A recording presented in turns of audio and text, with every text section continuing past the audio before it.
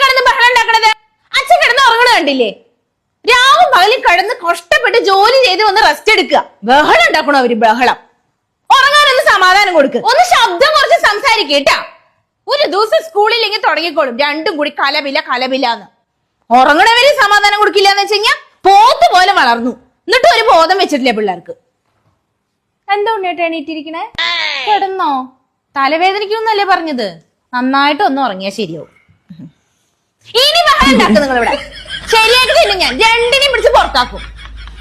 ആ കിടന്നോട്ടാ.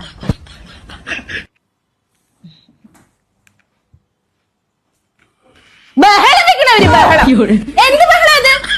മനുഷ്യന്മാർക്ക് ഒരു സ്വൈര്യം കൊടുക്കണ്ടേ? അല്ല പിന്നെ രണ്ട് പിള്ളേരും കൂടിയിട്ടുണ്ടല്ലോ. അവിടെ എവിടെയെങ്കിലും പോയിരിക്കണം. അവിടുന്ന് ഇവിടെ അപ്പുറത്തെ റൂമിൽ പോയിരിക്കും.